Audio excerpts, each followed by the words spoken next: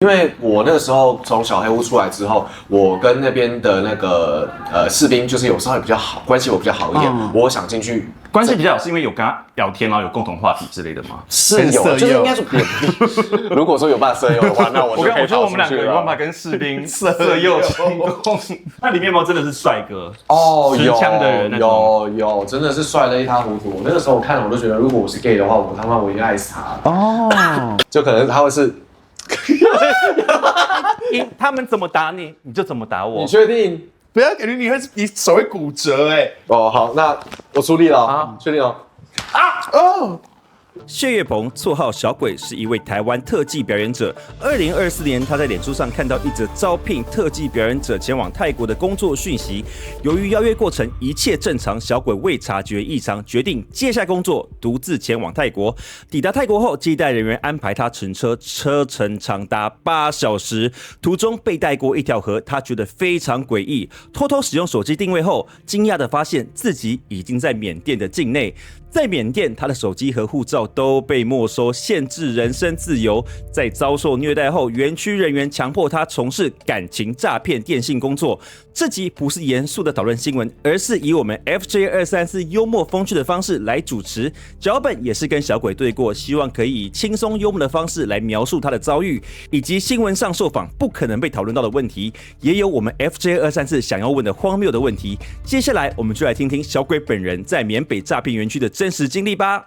欢迎收看 FJ234，我是福福，我是 Josh。今天呢是我们的全新单元彩虹解码。今天要聊一个稍微严肃一点的话题啊，就是我们的诈骗园区的故事啦。欢迎我们今天的来宾小鬼。耶！这么严肃啦，对，因为那种社会议题大家都非常严肃，但在我们节目，我们那么 gay 的节目不可能。而且我看了很多诈骗的那个新闻啊，是，然后后来跟一些同志聊，他们都不知道里面有多可怕。他们说哈，里面有什么水牢，什么之类的，他们都不知道。我想说不行，这个新闻一定要全部的 gay 都知道，到底诈骗园区多可怕。我们今天请到了当事人现身说法，欢迎小鬼。Hello， 大家好，我是谢小鬼。今年27岁，我刚从缅甸的诈骗园区刚被救回来。对，所以今天很高兴能够来到这边，跟大家分享我在那边生活的这些点点滴滴，跟那些被折磨的那些故事。在里面被折磨有性欲吗？你说 SM 的那种折磨吗？我觉得如果是有偏向那种倾向的话，我觉得他们应该会很舒服，会很开心。不可能，我不相信。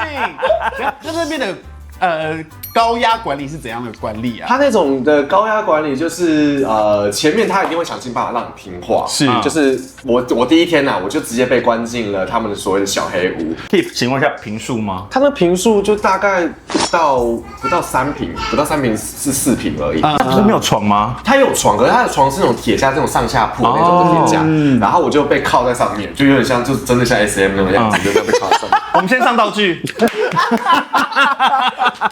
真的，我就是这样直接这样被靠在那边，而且我们是被靠上去之后，我们是不能躺下，也没办法坐下，我们就是一直被就是这样站着几个小时。我就这样被靠5天。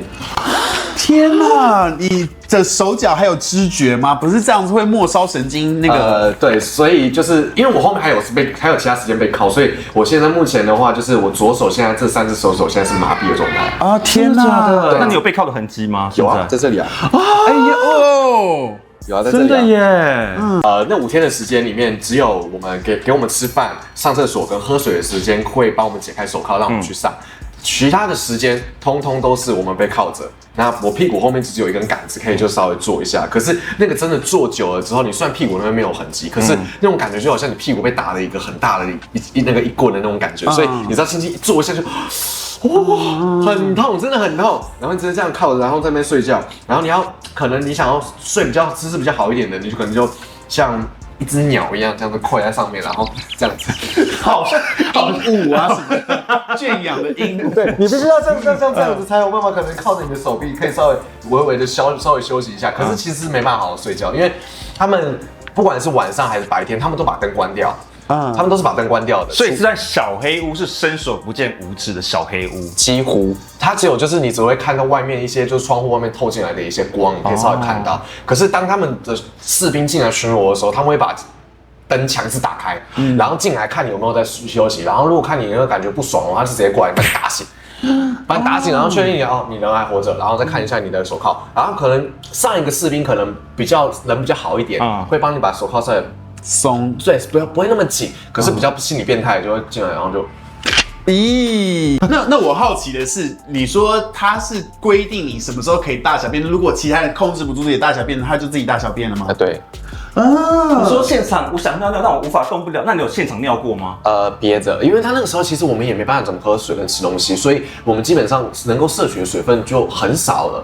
我那个时候跟另外一位外国人，他是来自巴基斯坦的一位一个男性，他那个时候就跟我讲说，就是我第一天进去之前，他前面已经被关5天了。对，他被关5天的时候，他还甚至还跟我讲说，他前面遭受到就是他是被铐着，然后那个士兵坐在他身上，然后用拳头狂打他的额头，然后他这边整个就是头破血流，就是满脸都是血，甚至就是他的上半身，就是前面跟后面都有电击棒被电的那种的痕迹，就是那种烧焦皮肤，就一块一块一块一块一块，非常在你眼前亲身上演。对，对，所以那你们会聊天吗？我们有啊。那你们都聊什么啊？我们就聊很多啊，就比如说，我们就那个时候就想说，自己来自哪里啊？对，来自哪里？你几岁？然后我们是，就是你是怎么进来的？你是被怎么就是骗来的？我有说我怎么被骗来的，并且就是说你有没有喜欢的对象？你有没有那个家人朋友？你有没有想谁等等？后面有掺点英文吗？已经知道，知道你太多了，过不去，是彼此那个心灵的支柱这样子。那边的伙食怎样啊？伙食哦，恶心，是什么样？是恶心。听说来听听，就是怎么讲？如果你是说在小黑屋里面的话，它基本上是大概可能 maybe 一天会给你1餐至2餐，甚至可能比较多的话是3餐。但是有的时候就可能一整天都不给你吃东西啊。哦，就看他们心情。对，看他们心情。那有时候看他们送餐的来的时段是什么时段？如果是早上或是宵夜的话，他们可能就是那个外带那种的盒子，里面就是可能地瓜、玉米，然后可能就咸粥跟一个蔬菜或馒头这样。哦，好像健身吃的，健身的。像那个能量盒子，要比赛的人之前饮控都吃，还蛮像的。可是到如果是可能晚餐或午餐的话，他们就是可能 maybe 是白饭，然后可能就是煮很烂的那种的肉啊、蔬菜，然后味道调很重又很辣的那种的饭菜，然后吃了就会觉得。好啦，不会噎马赫了，因为毕竟在那边已经很饿了，你也只能就是尽可能果然多摄取一些营养。对。他要给筷子吗？因为我看有些园区在国干老街的，他们是叫人家用手吃的，而且吃完少多一粒你就被打一下。真的啦。我们那个是那个他是给我们用汤匙。对，可是那个巴基斯坦，因为他们是就是他们那个国家穆斯林，他们习惯就是用手在那吃。所以他是你吃完他这样。1、2、3这样子吗？如果有这么可爱的话，那就好了。你吃完2粒米，1、2。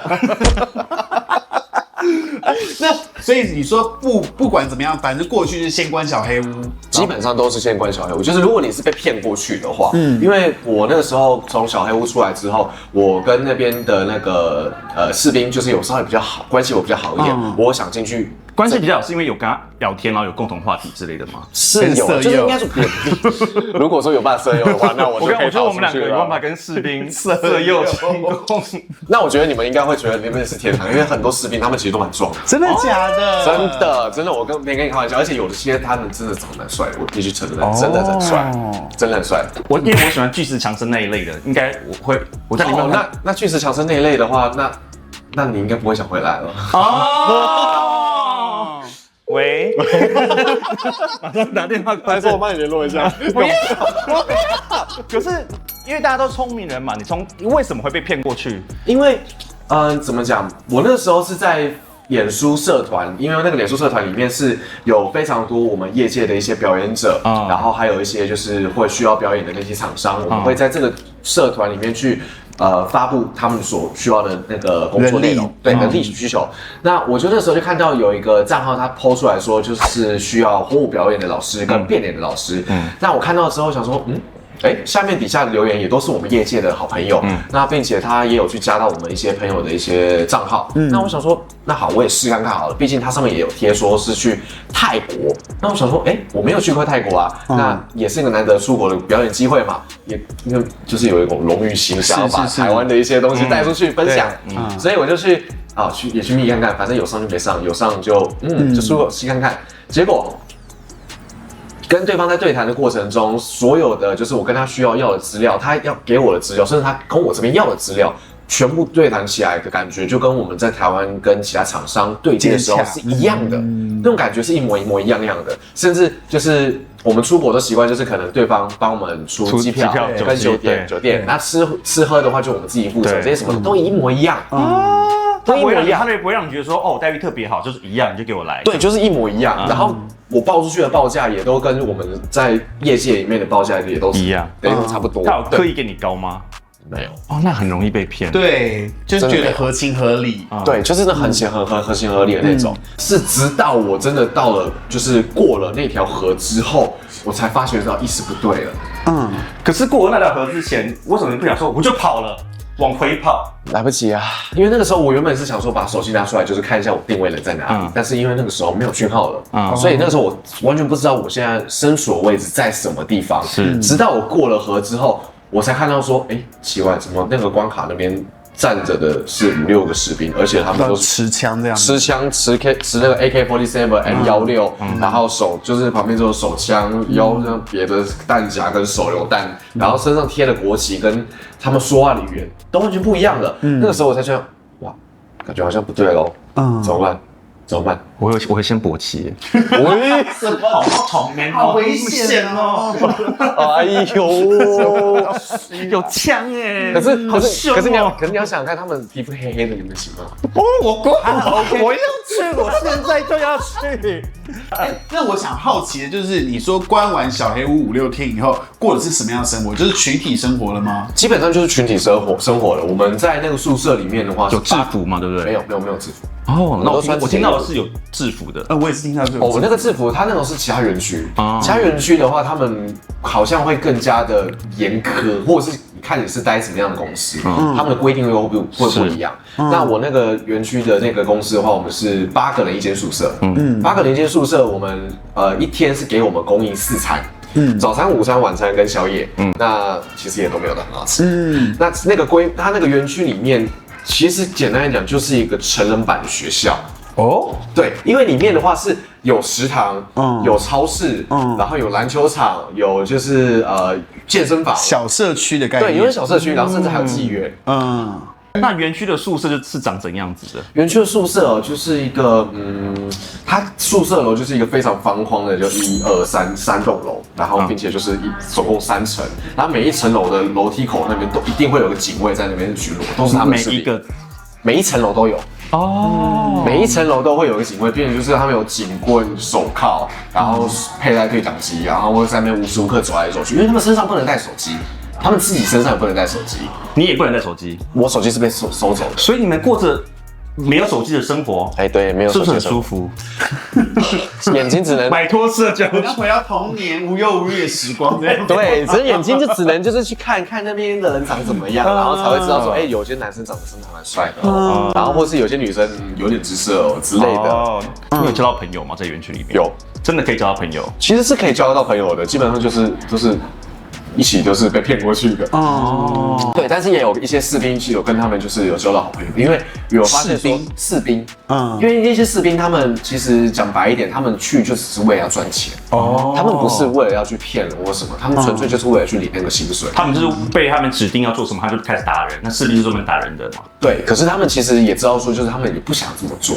对，所以有些士兵他们是真的。人真的是很好，因为就后期的时候，我刚从军事监狱被放出来的时候，我身上没有任何1毛钱，也没有香烟什么的，然后我就去跟一个比较熟识的士兵去跟他借一根烟，然后就一根。你刚刚是说烟吗？对，一根烟。有字吗？叠字，给我一根烟，给我一根烟，一根烟，然后。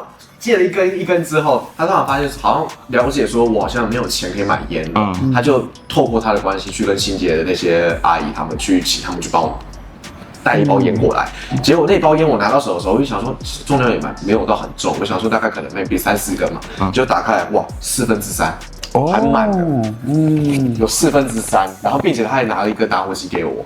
那时候我拿到的时候，其实我内心是蛮百感交集的，就是小鹿乱撞，就有点爱上他了。有点阿姨还是士兵？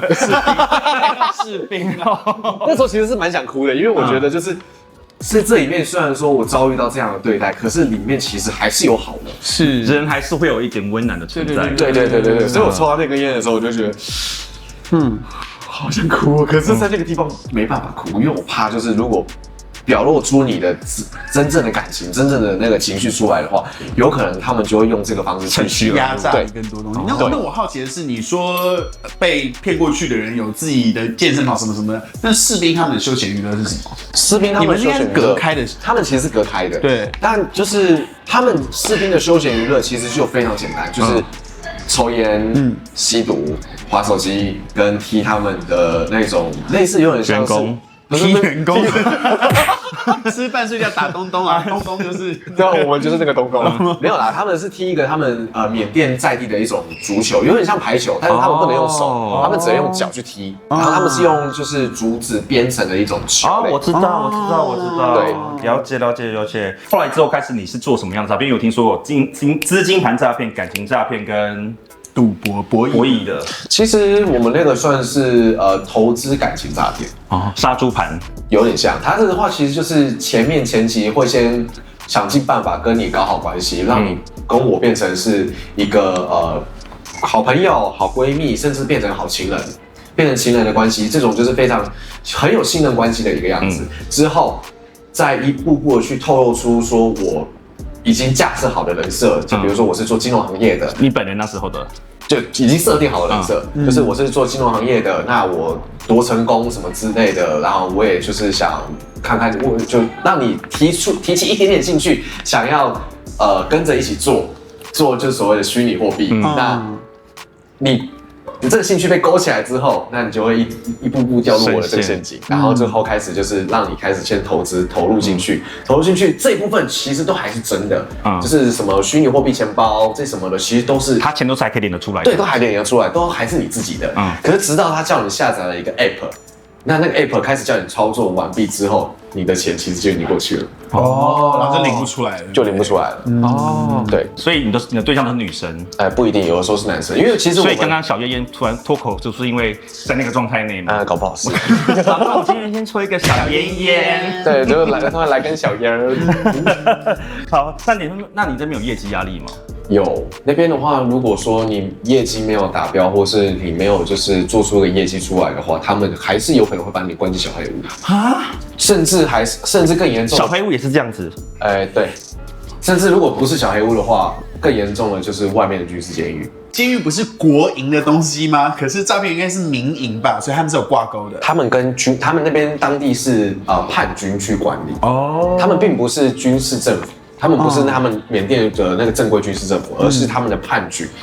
所以你再被关不好，这业绩不好，就被关到军事监狱里面。有可能，甚至你在里面表现不好，像比如说你不上班，你在那边很爱睡觉，然后你在上班的时候吸毒，或者是你冲撞，或是你打主管，或是你犯了什么比较严重的事情，你就有可能会被关去外面的军事监狱。会差在哪里？差别就差别大了。在里面的话，是你至少还可以穿的衣服，然后可能就是 maybe 就是有房子有遮蔽什么的。可是，在我们那个军事监狱的话不一样，它是作息都非常规律。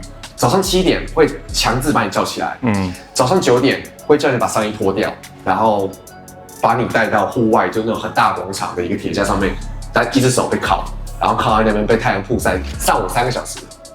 上午3个小时之后，无所事事这样，就这样子被铐。可以擦防晒吗？不行，没有防晒，你只有口水。我们这个很重要，而且你要想看，等一下，你要想看，而且是东南亚的太阳，对啊，东南亚的太阳很毒辣，很毒辣。上午3个小时，下午可能还是3个小时，总共是6个小时。但是下午3个小时不一定是靠着晒，有可能是叫你上衣脱掉，搬很重的石头在那个广场那边来回一直走，一直走，漫无目的的。对，漫无目的的，你就只能像个白痴一样在那边走来走去。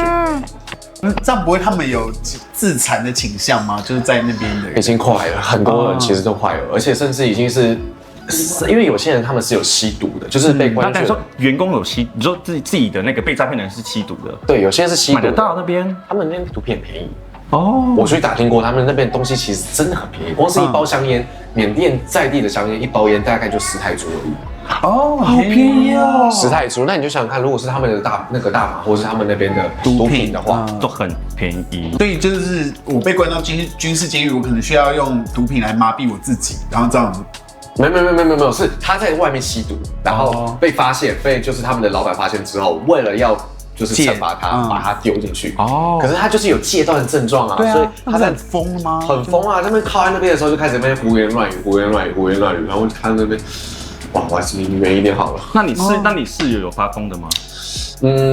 也是有啦，就是你就看到他全身脱的那个一丝不挂的，然后在那边走来走去，然后露那个小鸡鸡在那边晃来晃去，然后我就会想，哇靠，真的眼睛不是，他是真的疯了。我觉得他是真的晒到疯了，晒太阳晒到疯掉。哦，这样你也有被关到军事监狱？有啊，你也晒过3个小时？有啊。我在那边被关了9天，因为你没有业绩达标。也不是，是我被发现我在查资料。那个时候其实我在向外做求救这个动作。哦，对，只是因为那个时候，因为我要收集情报，说我现在目前的园区叫什么名字，还有就是我的地理环境位置那些什么的。我在收集这些情报的时候，我被发现。对，绝对被毒打，你绝对被。你有被电吗？我被枪威胁过。就是手枪示范，你查到资料，查到了没有？被发现了吗？不是，我那个时候被威胁的时候不是这样，我那时候被威胁的时候是我被铐在小黑屋里面 ，OK， 然后被铐着，然后那个就有个士兵就是很屌，然后就走进来，然后走进来的时候他就说这边有一把枪，然后那把枪他就直接这样拿出来，然后铐就直接，他就直接渡了一个，我就赌说他可能没有上膛，或者他上面就没有子弹嘛，就他就把那子弹退膛的时候。里面都是满的，然后之后又装回去，放回去，然后听到，哇，求饶吗？对啊 ，Oh my god！当下那个时候我看到跟那个就是体验到那个环境的时候，我整个就是觉得，哇，我跟死神擦肩而过那种感觉，是，对。因为我看很多人受访是，好吧，就让我一枪毙命好了。有，我们其实那个时候很多人其实都有这种想法，我们就其实就已经想的是，我们不想在那边这样受罪，然后也不想要去骗人家骗这个钱，因为我们有就想过说，就是如果我们骗了人家，那搞不好这一笔钱是人家一辈子的积蓄呢。那轻则可能是让人家可能就是家破人亡，也不是说家破人，就是可能闹不和什么之类的，这可能比较轻。但是如果严重的，有可能就是害人家就是想不开一辈子股债，然后是轻生。对，可能轻生。那这样的话，我身上就背了一个人命。那这样的话，我也不想要这么做，所以我们那个时候其实就很多人其实有在想说，就是。而且很多人他们会威胁你那个，就是你说你诈骗成功了嘛，然后你有资料是说你有诈骗成功，那你也是他们的其中一帮。哦，对，你也是变成他们其中一员，你也是其中一个犯罪的人。那你有在里面看到有人就真的离开了吗？还是他们其实不太会让人？他们其实不会让人知道这件事情，因为他们很明显就是他们很会玩心理战，他们会让里面的员工就是让他们稳定军心，去给他们福利啊，去让他们就是可能在办公室里面唱歌，甚至可能。公司跟公司一起比赛一些团康之类的游戏，会让他们有这种事有，可是就是那种比较黑暗的事情，都是在他们的后面去做。我可以说团康有哪些吗？篮球啊，然后或是足球啊，两人三角之类的，或是唱歌什么之类的这些。那你们早上也要唱晨歌吗？下班前的时候唱什么？就是那个时候我是整个尴尬癌大发作，就比如说晚上7点，我们8点下班嘛，然后晚上7点，然后叫我们所有人站起来，然后那个就有人带头说：“各位兄弟们早！”然后说。早晚了啦，不早。各位兄弟们好，然后大家都一起好，除非说很好，非常好，业绩好才是真的好。所以那边是讲中文哦。讲中文，然后你以为是 English 吗？对啊，Hello everybody, I have something to say 。然后后面就开始播音乐，然后播音乐是那种就是大陆的那种很振奋人心的一些歌曲，什么我相信我就是我，我相信希望。不是台湾，不是台湾，对，他什么男人站直别趴下，有泪不轻易的擦，然后所有人全部一起同频一起唱，然后唱完了之后说好开工哦。就出来，然后开始就去听到那个打键盘的那个声音，那会不会有人真的爱上这个环境？他觉得比外面还好？我觉得是会有，因为其实他们很会洗脑，他们很会做洗脑这件事情，他们会就是会，比如说把你刚骗进来嘛，他会想尽办法去，比如说威胁你，想办法把你手机的密码交出来，那他就会开始查。你可能有没有背债啊，或是你有什么就是可能经济收入不好啊，然后看你一个月月薪看如果多少，我手机像我手机里面很多性爱影片怎么办？哦，他可能就会看个经过。对，然后可能把你安排到别这种诈骗的部门，这样肉体诈骗。哎呦喂，肉体诈骗。如果你觉得像我们这种两个 gay 啊，如果你觉得我们真的被骗过去，你觉得我们受得了吗？我觉得要看你们的倾向因为如果你们是里面有小 gay 吗？那种，其实我是觉得是有的，其实是有，然后这其实也有发现，就是它里面其实也是有一些同志在里面的。你怎么知道？就是气质外表，就他其实是有打扮，可是很明显看得出来他是男生，但是就是因为毕竟我也是做表演的，所以会看就是一些他人的一些穿着什么的，然后看过之后就会心里想说。你是不是应该来台湾稍微改造一下？你真的穿着，你的穿着真的不 OK 的。可是它里面可以穿多好？对啊，里面有服饰店吗？有 Zara 吗？它是没有，可是至少就是我觉得你可以穿的至少干干净净、整整齐齐一点。是有衣服可以换的吗？是有衣服可以换，就是商店街。它其实不是说商店街，它是就是小卖铺。那如果说你要买衣服那些什么的，其实是可以跟他们订购。对，是可以跟他们订购。小卖铺订购。对，他怎么试穿？基本上就是看你是什么 size，就直接看就直接买。哦，对，还试穿。我想要知道什么 size。那里面有没有真的是帅哥？哦，持枪的人那种有，真的是帅得一塌糊涂。我那个时候看了，我都觉得，如果我是 gay 的话，我应该爱死他。哦，持枪 man 帅。怎么讲？我去714监狱里面的时候，它里面的二把手。就是前面是老板嘛，然后再是二把手。那个二把手基本上不怎么管事，可是你很明显的看到，就是他去洗澡的时候，他都会穿就是军裤嘛，然后上衣就脱掉，然后你就看到他这边就刺青，然后就大胸肌、八块肌，然后手臂肌肉有够粗的，然后很像那欧美风那种的那种我知道贝克汉有点胡渣那种这样的脸，然后又是那种黑黑的那个皮肤，然后有点小小的卷的那种头发，然后就这样子披了一个毛巾这样子过去。所以他是可以去当男模的。可以，我跟你讲，他那个可以当男模，只是唯一的一个缺点就是他会吸毒。哦，对，他可能经济层就感觉不一样。对，可是就是很明显的感觉出来，就是他是有在练，他是有在练身体的。结果我去问的时候，他知道说，哦，他是有在练泰拳的。哦，对，他打的一定很痛。那要不然为什么叫二把手？哦，也是。对啊，所以在园区里面也是男生打男生，然后女生主管打女生。基本上都是男生打。好残忍哦！基本上都是男生打。那女生被打不是很可怜吗？基本上他们会比较手下留情一点。你是被打是你是真的是这样打吗？还是那种？你说小打小闹？你说打我们身体吗？对啊，好像是直接就是。你可以试打我一次吗？就可能他会是。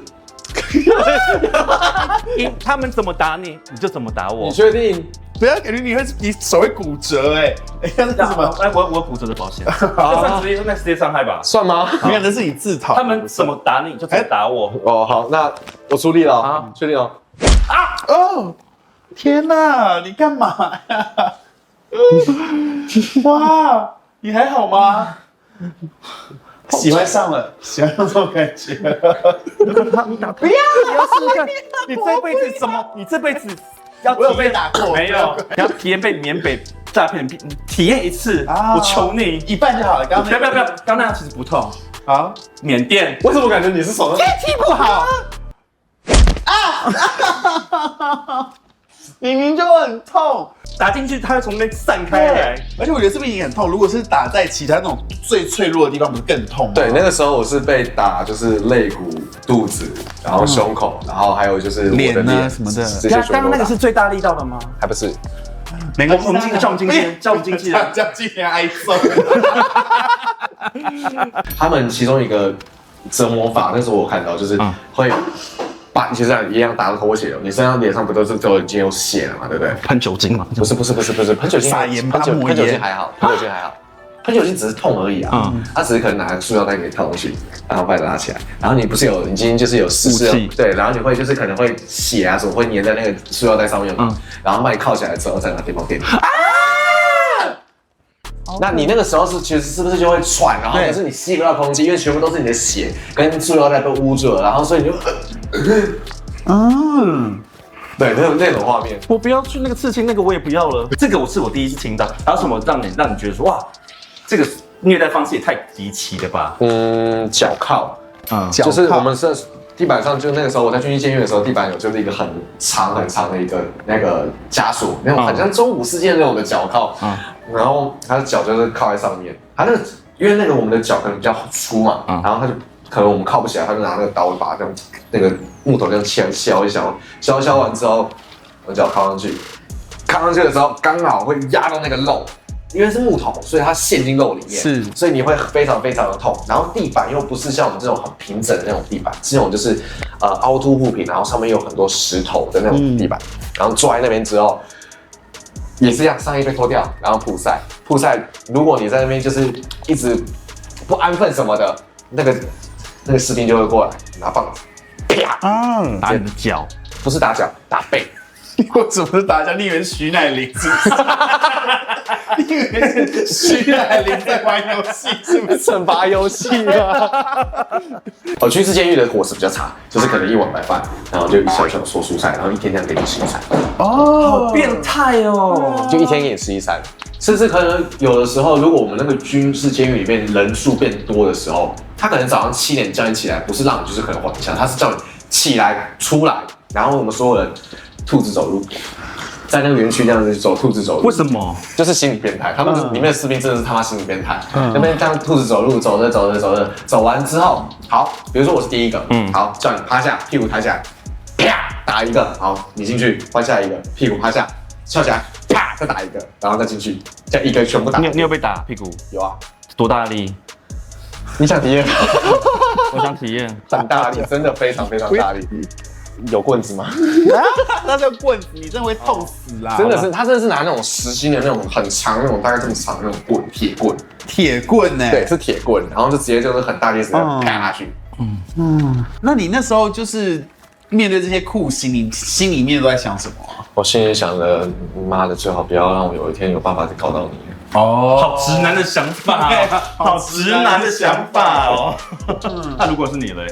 如果是我的话，我一定再一次。继续再一次。我不知道我会怎么想哎。我觉得我会疯掉。我也觉得我会疯掉。而且我觉得任何人，因为我们现在我们在同志圈，很多表演者都会去泰国表演，其实也很危险。对，我其实我完全能想象，因为我们这种接表演的人，通常是例如说几月几号在哪集合，然后就有一个巴士载你过去表演。对，因为我们就是很常就这样子，所以我觉得我们是真的相对很单纯的一群表演者的，好像都是相对比较单纯。对，而且去海外表演其实是蛮常见的。对，这已经是很常见的一件事情。可是就是好死不死，我就遇到这件事。真的。对。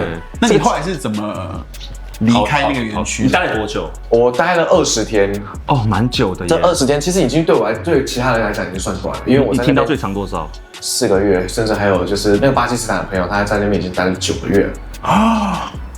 巴基斯坦脸被打成这样子还要上班？对。他前面已经就是在那边已经待了9个月了，对。然后我们台湾的最长的，我听到的是一个就是来自台中的，他现在 maybe 他还没有出来，他现在如果加上现在时间的话，他应该已经在那边5、6个月了。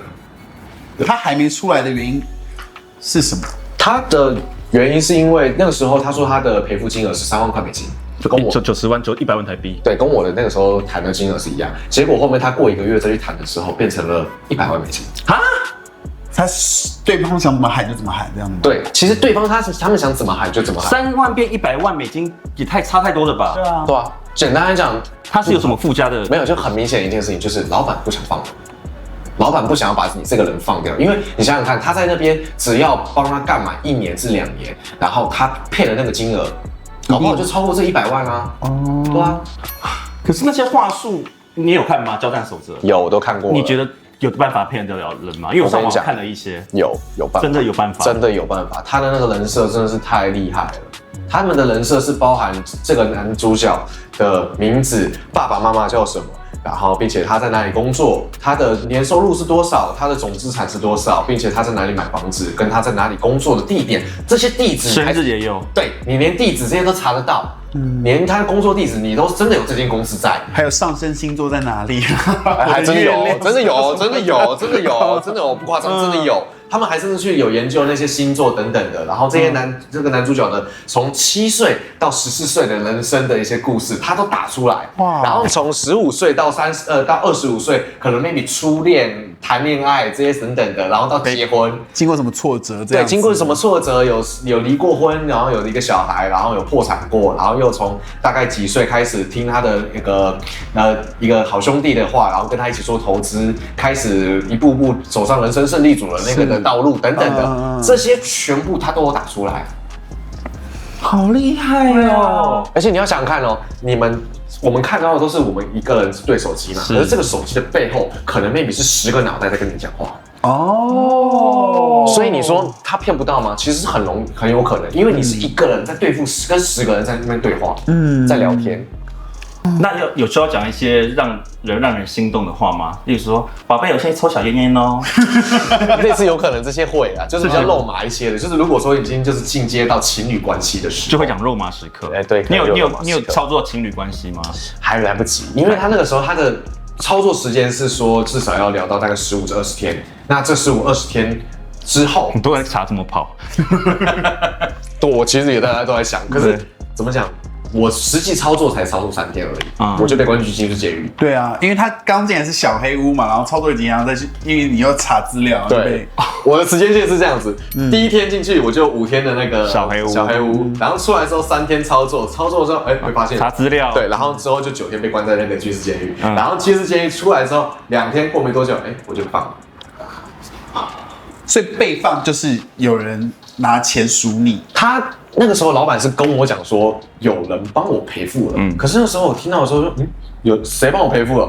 可是我没有收到这样的资讯啊。我去跟我的家人跟我的朋友去求救的时候，他们通常应该会可能有一些讯息会给我，可是我完全没有收到。他们不敢传给你吧？我不确定，因为不是跟外界联络，他们就会被发现，就会被打，然后就被关进军事监狱。因为我那个时候是就是用我的 Instagram 的小号，然后并且我是用就是秘密的方式去传送的。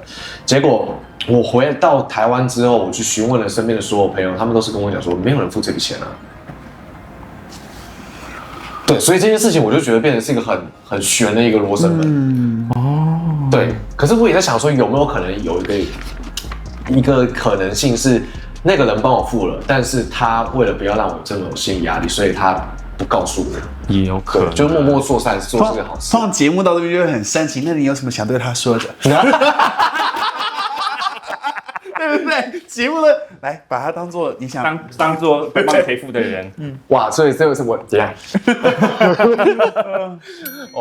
反正我是觉得，就是我很感谢他，但是如果他愿意站出来跟我说他是谁的话，我也希望说我有这个机会可以就是跟他好好当面说声谢谢，并且，我也并不是希望说就是花了这笔钱之后，然后我也不去做回报或是不去付这笔钱，我也是希望说我能够还这个人情，对，毕竟这笔钱是救了我一条命，是，对。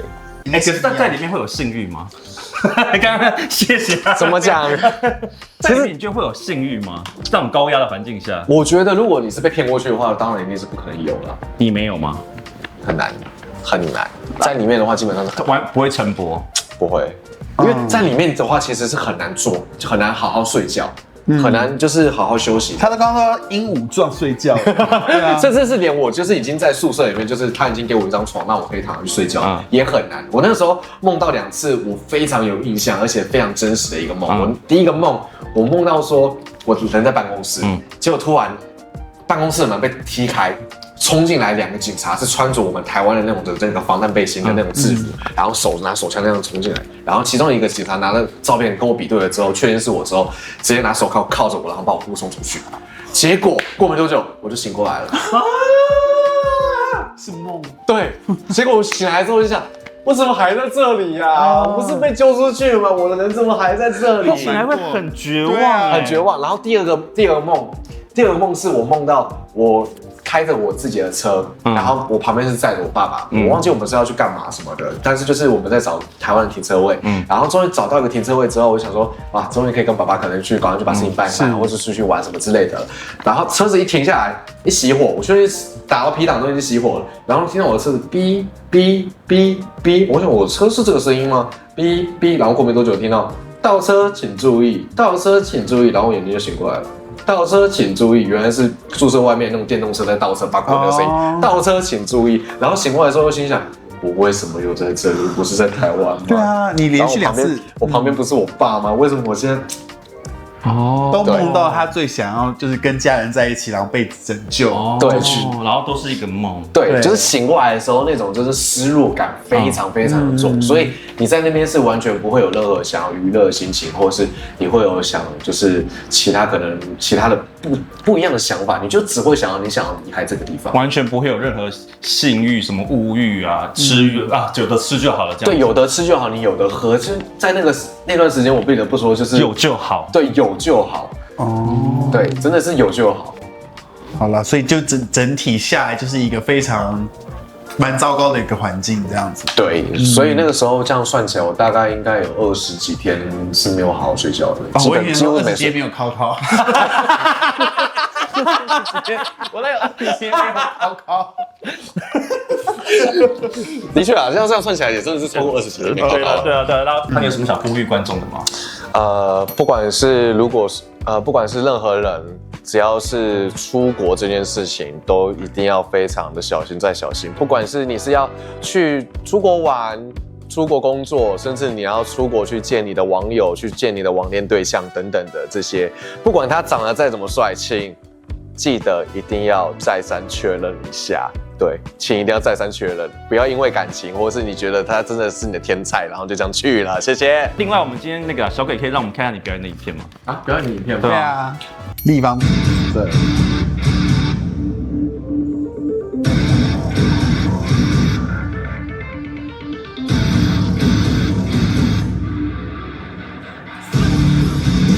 哦。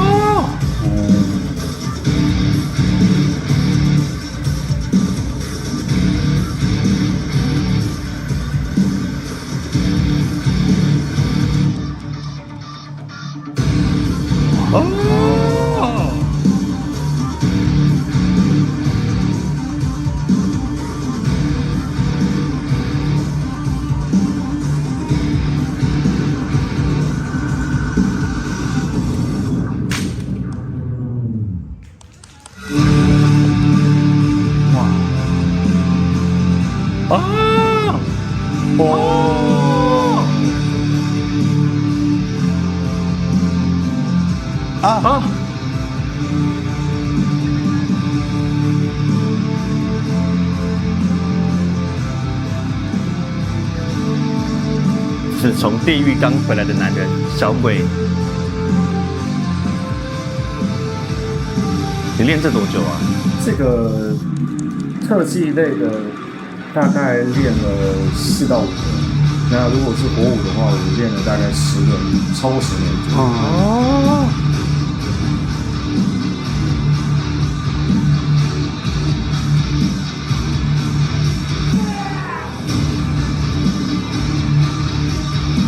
哇，好厉害哦！